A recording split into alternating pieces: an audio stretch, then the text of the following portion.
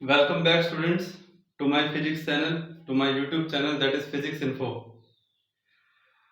For class 10th last lecture हम लोगों ने रेजिस्टेंसेस के कनेक्शन को समझा था, कॉम्बिनेशन को समझा था।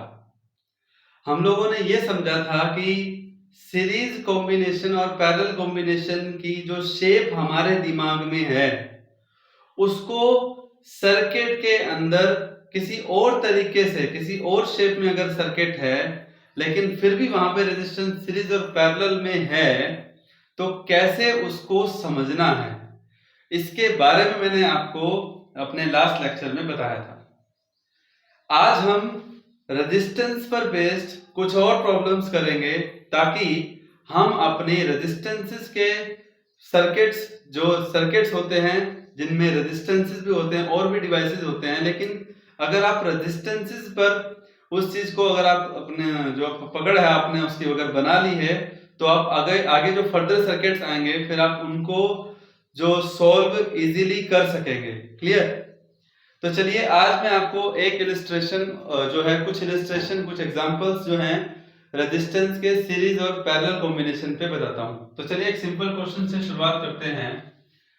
एग्जांपल नंबर 1, क्वेश्चन 1 आप लगा लीजिए कि हमारे पास रेजिस्टेंस है कुछ इस तरह से। This is first one, this is second one, this is third one, this is fourth one and this is fifth one. ठीक है बच्चों, समझ रहे हैं आप क्या नाम है? अब इस सर्किट के ये जो टर्मिनल हैं, इस टर्मिनल का नाम है ए और इस टर्मिनल का नाम है बी। ठीक है बच्चों, इस टर्मिनल का नाम क्या है ए और इस टर्मिनल का नाम क्या है बी। बहुत सिंपल सी बात है। एक काम करता हूं, इस रेजिस्टेंस को नाम देता हूं 3 ओम, इसकी वैल्यू भी 3 ओम है, ये 6 ओम है, ये आपके पास रहेगा 3 ओम और ये भी आपके पास क्या रहेगा 3 ओम। मैंने पहले कहा कि बहुत एक सिंपल सा क्वेश्चन हमारे सामने है और हमसे पूछा गया है कि आर ए बी, इसका मतलब क्या हुआ? इसका मतलब ये हुआ बच्चों कि ए और बी जो टर्मिनल है ना, ए और बी, इसके बीच का इक्विवेलेंट रेजिस्टेंस निकालना है। अब ये मत सोचना कि ए से बी तो 6 ओम आएगा, ऐसा ऐसा हो सकता है, कुछ सोच सकते हैं ऐसा, लेकिन ऐसा गलत है अगर वैसे सोच रहे तो। क्योंकि बच्चों ए से ये तीनों का फर्स्ट टर्मिनल कनेक्ट है, बी से इसका, इसका और इसका 6 ओम का जो ये है कनेक्शन सेकंड टर्मिनल वो बी से कनेक्ट है। अब दिमाग कहां घुमाना पड़ेगा? दिमाग घुमाना पड़ेगा आपको यहां पर। देखिए इस 3 और इस 3 की बात देखिए, ये दोनों सीरीज में हैं। क्यों है? कल भी समझाया था, लास्ट टाइम समझाया था कि जो ये रेजिस्टेंस है इसका ये एंड और दूसरा एंड इस वाले के एंड से कनेक्ट है, इन दोनों के बीच में कोई नहीं है, तो ये दोनों सीरीज में हो गए।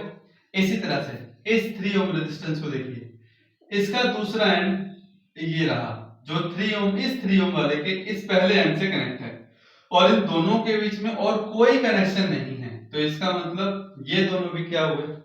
ये दोनों क्या हुए? सीरीज में हुए। तो जहां पर आपको पहले लगता है ना सर्किट में कि कोई कनेक्शन नहीं है, सिंपल सीरीज में या पैरेलल में है, जहां पे इजीली आप कर सके तो उसको आप सोल्व कीजिए। लास्ट पे आप ए और बी पे आइए। बात समझ में आ गई? पहले हमने इन दोनों को सोल्व किया, तो ऐसे में सर्किट क्या बनेगा देखिएगा, सॉल्यूशन देखिएगा ऐसे बच्चों। तो सॉल्यूशन क्या है?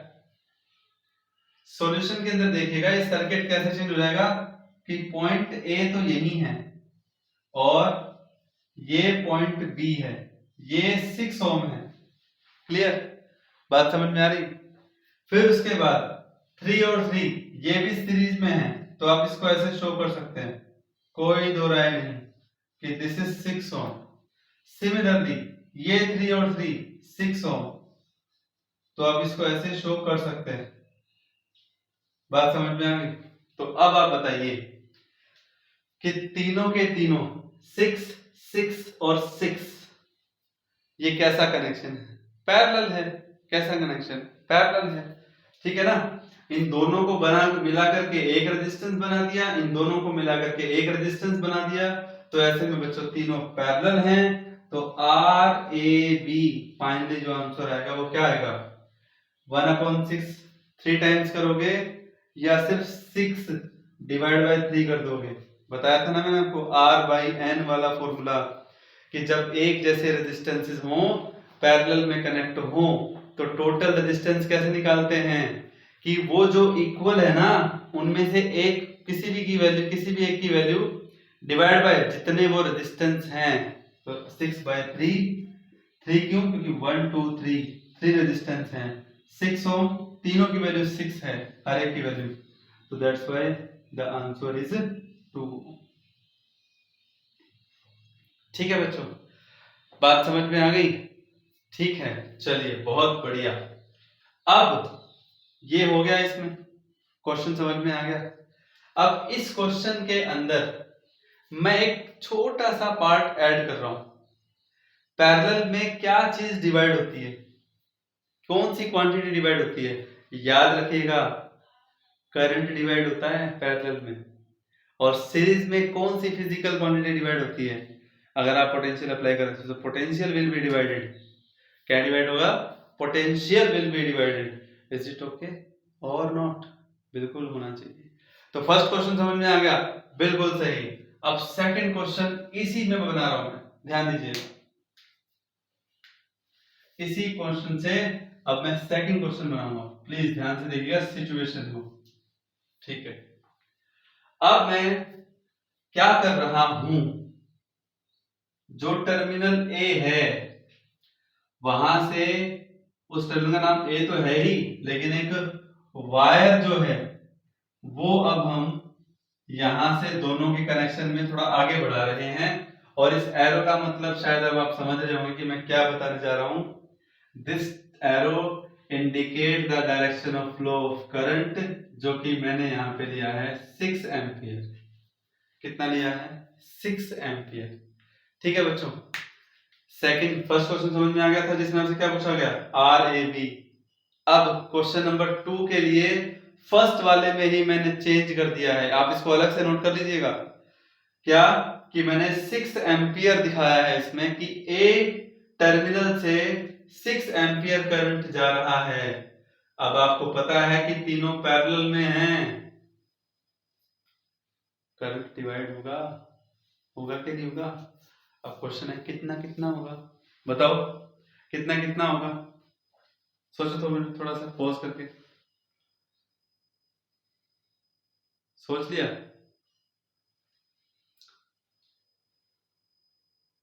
6 एम्पियर, 3 पैरेलल रेजिस्टेंस इक्वल है, सोचो क्या होगा, इक्वल रेजिस्टेंस है, करंट डिवाइड होगा। 3 को मत देखो, 3 और 3 6 है ना, ये भी 6 और ये भी क्या है 6, पैरेलल में है तीनों, डिवाइड होंगे कि नहीं होंगे बच्चों, बिल्कुल होंगे। कैसे डिवाइड होंगे, इक्वली डिवाइड होंगे। कैसे डिवाइड होंगे, इक्वली डिवाइड होंगे। तो हर एक का मतलब हर एक उसमें से ब्रांच में से कितना करंट जाएगा, that is 2 ampere, that is 2 ampere, that is 2 ampere. ठीक है, बात समझ में आ गई, हाँ या ना। मेरा सेकंड क्वेश्चन यही था, वैसे सिंपल। क्या क्वेश्चन था, क्वेश्चन ये था बच्चों कि find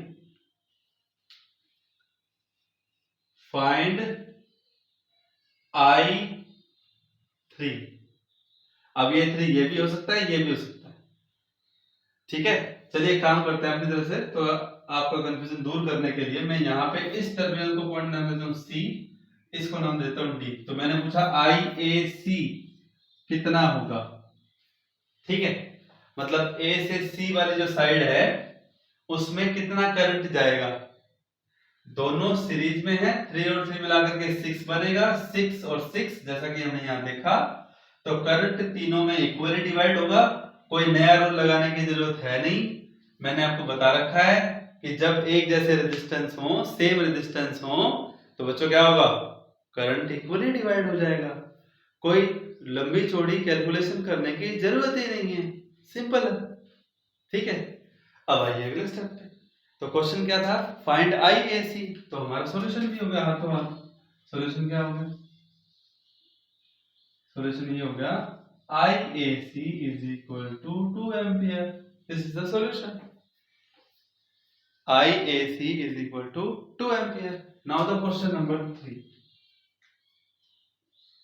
now the question number 3, इसी से कोई बात नहीं, टाइम बच रहा है ना इससे।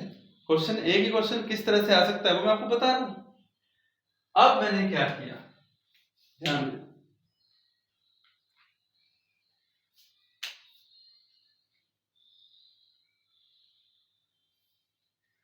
इस 3 ओम के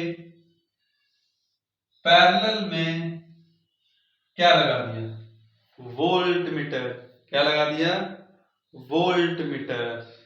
हाँ जी, क्या सोच रहे हैं, वोल्ट मीटर लगा दिया ना।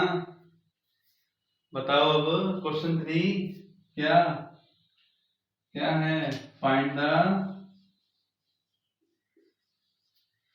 Volt meter reading.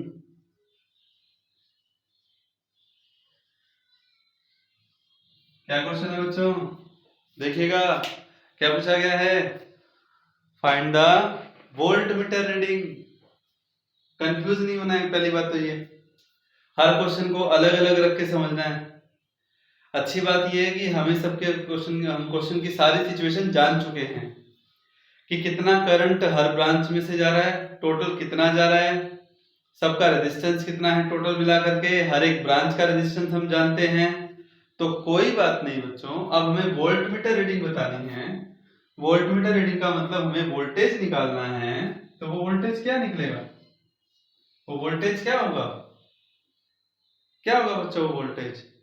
बेटा स्टूडेंट्स, वोल्ट मीटर मतलब voltage, that is V is equal to, Ohm's law क्या कहता है, करंट इनटू रेजिस्टेंस ना। तो आप अच्छे से जानते हो कि जो ये 2 एम्पियर है, तो इस 2 एम्पियर जब यहाँ पहुंचेगा यहाँ, तो इस रेजिस्टेंस में से भी कितना करंट जाएगा, 2 एम्पियर ही तो जाएगा सीरीज में। भाई 2 एम्पियर यहाँ से आया, सीरीज में है तो यहाँ भी 2 एम्पियर चला गया।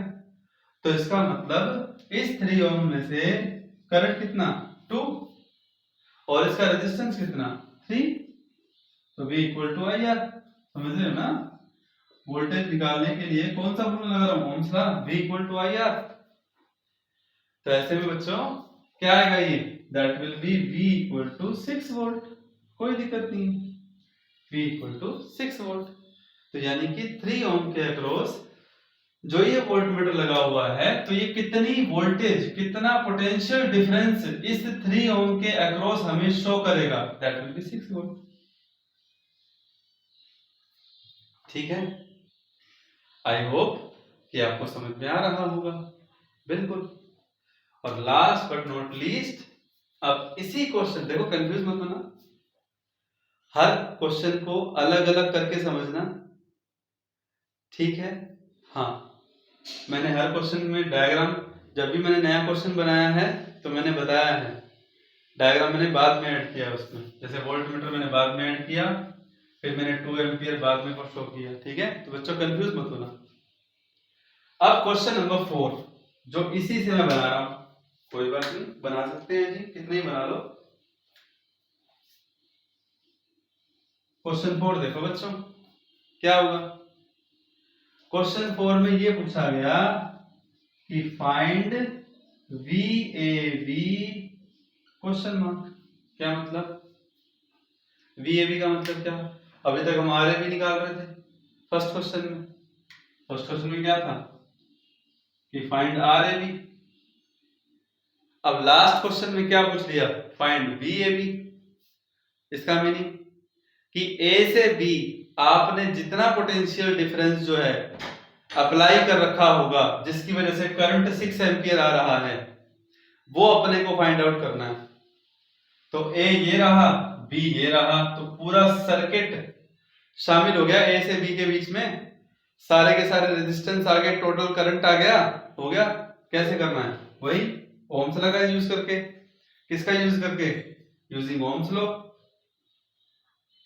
तो क्या आएगा देखिएगा बच्चों, सॉल्यूशन में क्या, total voltage that is VAB is equal to total current A से बी पूरा सर्किट टोटल करंट कितना है 6 एंपियर और टोटल रेजिस्टेंस कितना है ये 2 ओम।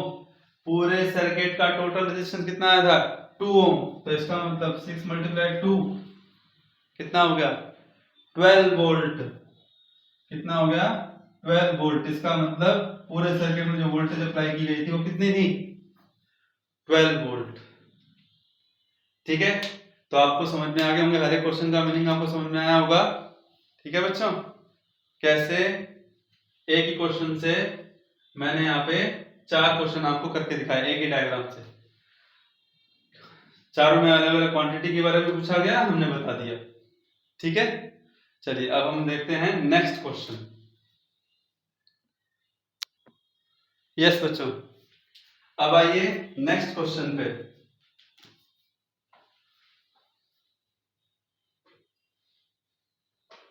देखिएगा, this is question number 5 I can say. ये एक सर्किट है जिसके अंदर ये 2 ओम का रेजिस्टेंस है और ये रेजिस्टेंस है 3 ओम। ठीक है बच्चों, और ये किसी सर्किट का पार्ट है दोनों। ये लिखा हुआ है, ये लगा हुआ है A for ammeter.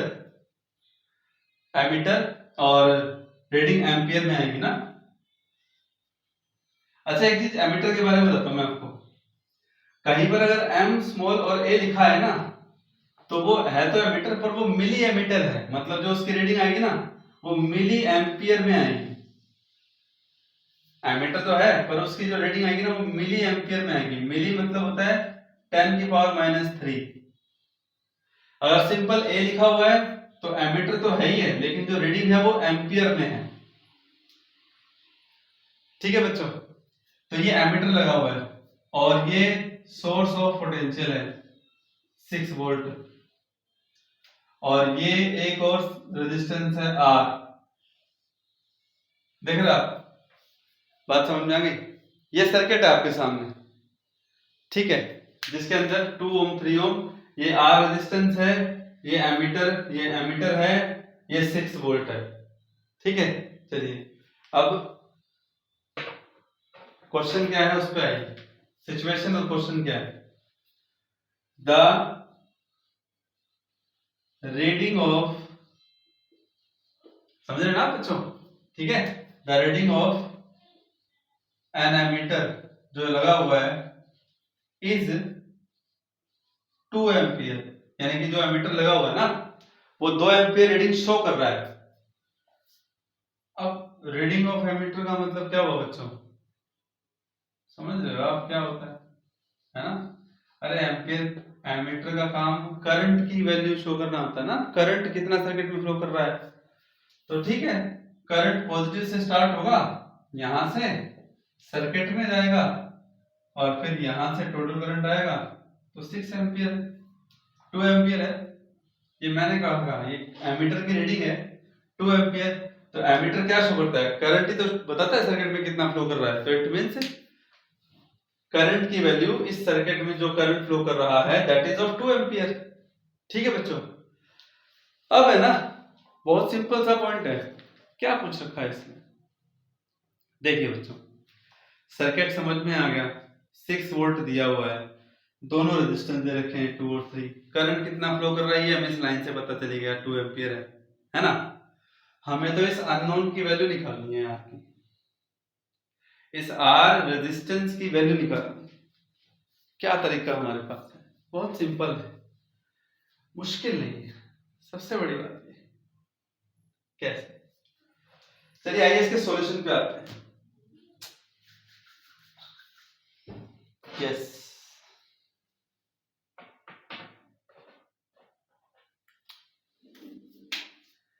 Come to the solution. क्या लगता है आपको बच्चों, कैसे इसका सॉल्यूशन होगा, क्या करना पड़ेगा रेजिस्टेंस R निकालने के लिए। अच्छा इनके बारे में तो पिक्चर क्लियर हो रही है क्या, कि ये 2 और ये 3 इसका ये पहला एंड, इसका ये पहला एंड, इसका ये दूसरा, इसका ये दूसरा, और दोनों आपस में कनेक्ट, मतलब दोनों पैरेलल, वैसे दिख भी रहा है। तो क्यों ना इस पैरेलल कॉम्बिनेशन को कंबाइंड करके एक रेजिस्टेंस बना ले, 2 और 3 को कंबाइंड करके। तो चलिए आइए देखते हैं क्या हुआ, सर्किट कैसे बदलेगा। 2 और 3 दो रेजिस्टेंस हैं, तो पहले इनको मैं रफली साइड में कैलकुलेट कर दूं, कितना आएगा, ऊपर ही बता देते हैं, यहाँ जा रहा।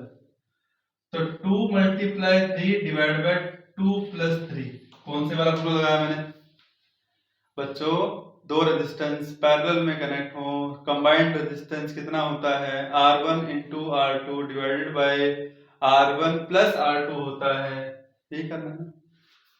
R1 ये मान लिया, R2 ये मान लिया, मल्टीप्लाई हो गया, नीचे डिवाइड हो गया, तो 2 3 जा 6, 6 अपॉन में 5, तो ये 6/5 ओम रेजिस्टेंस आ गया, मतलब 1.2 ओम आ गया दोनों को कंबाइंड करके। तो चलिए सर्किट को सिंपलीफाई करते हैं, जरूरी है करना, आप इसी के अंदर खिचड़ी नहीं पका सकते, हर सर्किट को अच्छे से सिंपलीफाई करना जरूरी है इन क्वेश्चनों में।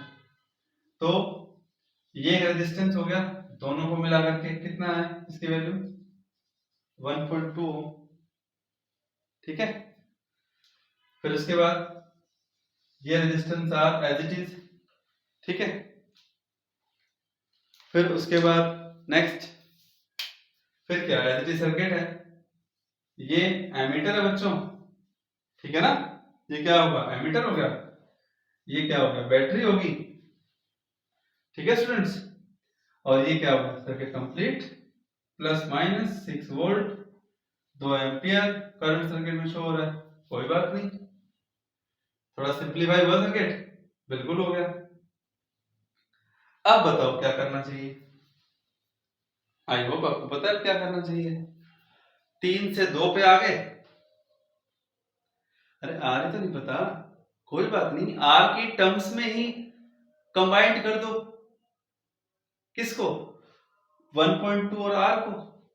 कैसा कनेक्शन है, सीरीज कनेक्शन है, कैसा कनेक्शन है, सीरीज कनेक्शन है, तो डायरेक्ट क्या हो जाएगा ऐड हो जाएगा, डायरेक्ट क्या हो जाएगा ऐड, भाई सीरीज है डायरेक्ट ऐड हो गया, प्रोडक्ट आ गया। तो क्या करना है, देखो सर्किट कैसे चलेगा, यहाँ देखो, यहाँ ध्यान दो, अब क्या आएगा, this will be one resistance, एक रेजिस्टेंस लिख दिया, ठीक है। ये एमीटर, क्लियर, समझ में, ये क्या एमीटर, ठीक। अच्छा बच्चे ये क्या है बैटरी, और ये सर्किट तैयार। ये कितना रेजिस्टेंस हो गया 1.2 प्लस आर, 1.2 आर नहीं होता, 1.2 प्लस आर ही लिखना है बस इसको, 1.2 और आर सीरीज में थे, डायरेक्ट दोनों सीरीज में थे, डायरेक्ट ऐड हो गए, तो 1.2 प्लस आर हो गया अभी। और करंट कितना है 2 एम्पियर है, वोल्टेज कितनी है 6 वोल्ट है। तो बच्चों अब क्या रह गया, हो गया अब तो क्वेश्चन, एक रेजिस्टेंस, करंट और वोल्टेज सब कुछ मालूम है, बस हो गया। फिर क्या, by Ohm's law voltage 6, current I कितना 2, और रेजिस्टेंस कितना मल्टीप्लाई में 1.2 प्लस आर, समझ में आ रहा है, 6 equal to 2 multiply 1.2 plus R, ठीक है बच्चों। अब 2 को यहाँ डिवाइड में ले आओ, फिर 2 3 जा 6, तो 3 इक्वल टू 1.2 प्लस आर, और 3 minus 1.2 equal to R. So students, it will be 1.8 ohm. This is the answer. This is the answer. ठीक है, तो ये क्या हुआ, क्या हुआ, ये हुआ अननोन रेजिस्टेंस R की वैल्यू को कैसे फाइंड आउट करते हैं, ठीक है, बात समझ में आ गई। तो ये भी मैंने आपको समझा दिया। आज हमने टोटल मिलाकर के एक न्यूमेरिकल जो लास्ट था उससे हमने 4 को सॉल्व किया अलग अलग, और ये 5th न्यूमेरिकल जो अपने आप में कंप्लीट एक न्यूमेरिकल था जिसमें हमने अननोन वैल्यू निकाली थी आर की, यानी कि रेजिस्टेंस की, ठीक है, बात समझ में आ गई। Any doubt? आई होप आपको रेजिस्टेंस की प्रॉब्लम समझ में आ रही होंगी कि कैसे इनको सॉल्व करना है। अभी ये सिंपल हैं, थोड़ा और हम अपने स्टेप को, अपने लेवल को रेजिस्टेंस वाले प्रॉब्लम्स में बढ़ाते जाएंगे ताकि हमारी पकड़, हमारी स्ट्रेंथ, हमारा कंसेप्ट जो है रेजिस्टेंस के रिगार्डिंग क्लियर हो। जो भी आपके पास बुक्स हैं आप उनमें से, असाइनमेंट में से, और जो भी बुक्स आपके पास रेजिस्टेंसेस की प्रॉब्लम्स को जो है वो घर पे बैठकर सॉल्व कीजिए उसको। ठीक है बच्चों? So all the very best, thank you and take care.